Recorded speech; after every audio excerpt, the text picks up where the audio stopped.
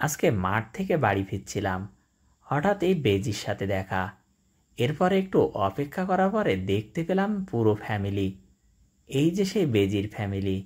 এখানে একটা বাচ্চা আছে, আর বাকি দুইটা প্রাপ্তবয়স্ক। আর এই বেজিটা মনে হয় রাস্তা পার হবে, এ কারণে বাইরে এসেছে দেখতে যে আশেপাশে কোনো বিপদ আছে কিনা।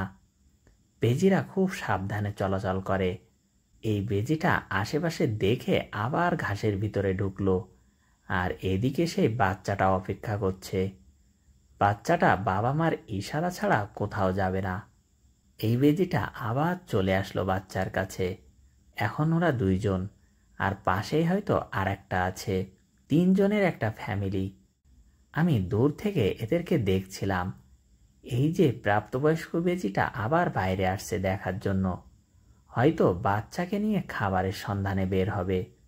এই বেজিগুলো আমাদের খুব উপকারী একটা প্রাণী, তবে এখন এদেরকে খুব একটা দেখা যায় না বললেই চলে। আমি এই মেঠো রাস্তায় দেখে এদেরকে ভিডিও করা শুরু করলাম। বাচ্চাটা এখনো অপেক্ষা করছে। এই যে আস্তে আস্তে বেরিয়ে আসছে বাইরে। অবশেষে ওদেরকে দেখা পেলাম।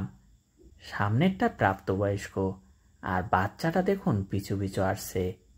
আস্তে আস্তে আমার একেবারেই কাছে চলে এসেছে, এ কারণে ক্যামেরা খোলা হয়ে গেছে। আর এই যে দেখুন অবশেষে তাদের তিনজনকে একসাথে আবার দেখা পেলাম। পিছনেরটা বাচ্চা, বাচ্চাটা ওদের সাথে সাথে যাচ্ছে। ওরা হয়তো এখন খাবারের সন্ধানে বের হবে।